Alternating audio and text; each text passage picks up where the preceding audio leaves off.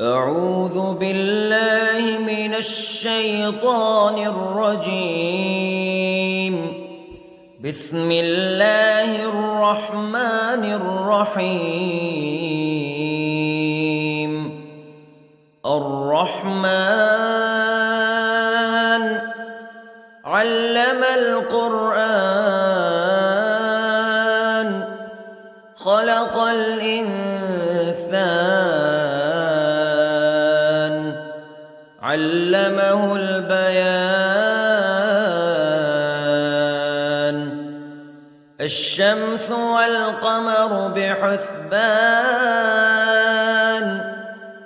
والنجم والشجر يسجدان والسماء رفعها ووضع الميزان ألا تطغوا في الميزان وأقيموا الوزن بالقسط ولا تخسروا الميزان. والأرض وضعها للأنام فيها فاكهة والنخل ذات الأكمام والحب ذو العصف والريحان فبأي آلاء ربكما تكذبان. خلق الإنسان من صلصال كالفخار وخلق الجان من مارج من نار فبأي آلاء ربكما تكذبان. رب المشرقين ورب المغربين فبأي آلاء ربكما تكذبان. مرج البحرين يلتقيان بينهما برزخ لا يبغيان فبأي آلاء ربكما تكذبان. يخرج منهما اللؤلؤ والمرجان فبأي آلاء ربكما تكذبان. وله الجوار المنشآت في البحر كالأعلام فبأي آلاء ربكما تكذبان. كل من عليها فان ويبقى وجه ربك ذو الجلال والإكرام فبأي آلاء ربكما تكذبان. يسأله من في السماوات والأرض كل يوم هو في شأن فبأي آلاء ربكما تكذبان. سنفرغ لكم أيها الثقلان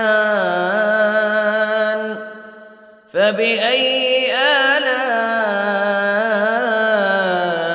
ربكما تكذبان.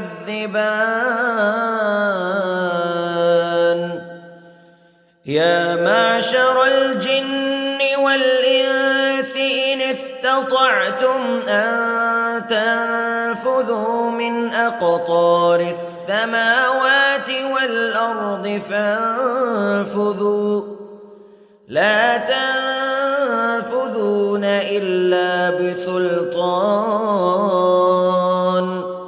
فبأي آلاء ربكما تكذبان يرسل عليكما شواظ من نار ونحاس فلا تنتصران فبأي آلاء ربكما تكذبان فإذا انشقت السماء فكانت وردة كالدهان فبأي آلاء ربكما تكذبان فيومئذ لا يسأل عن ذنبه إنس ولا جان فبأي آلاء ربكما تكذبان يعرف المجرمون بسيماهم فيؤخذ بالنواصي والأقدام فبأي آلاء ربكما تكذبان هذه جهنم التي يكذب بها المجرمون يطوفون بينها وبين حميم آن فبأي آلاء ربكما تكذبان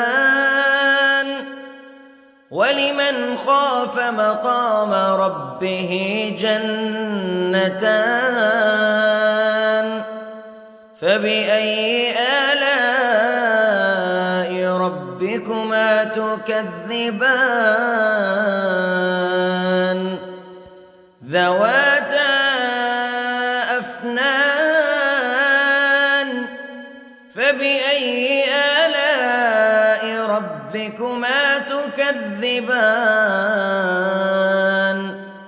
فيهما عينان تجريان فبأي آلاء ربكما تكذبان فيهما من كل فاكهة زوجان فبأي آلاء ربكما تكذبان متكئين على فرش بطائنها من استبرق وجنى الجنتين دان فبأي آلاء ربكما تكذبان فيهن قاصرات الطرف لم يطمثهن إنس قبلهم ولا جان فبأي آلاء ربكما تكذبان كأنهن الياقوت والمرجان فبأي آلاء ربكما تكذبان هل جزاء الإحسان إلا الإحسان فبأي آلاء ربكما تكذبان ومن دونهما جنتان فبأي آلاء ربكما تكذبان مدهامتان فبأي آلاء ربكما تكذبان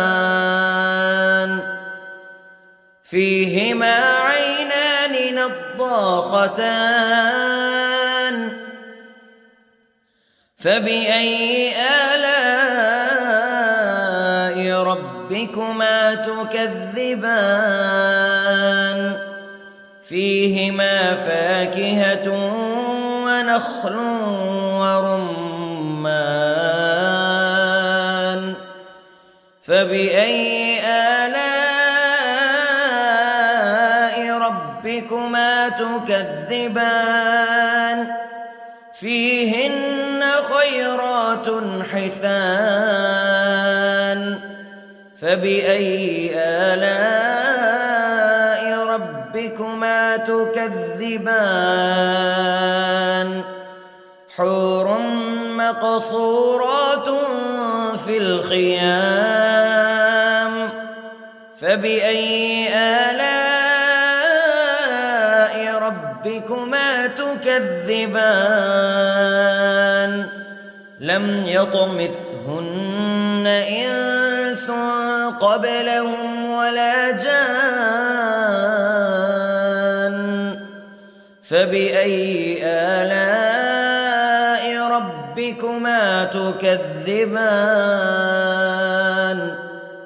متكئين على رفرف خضر وعبقري حسان فبأي آلاء ربكما تكذبان تبارك اسم ربك ذي الجلال والإكرام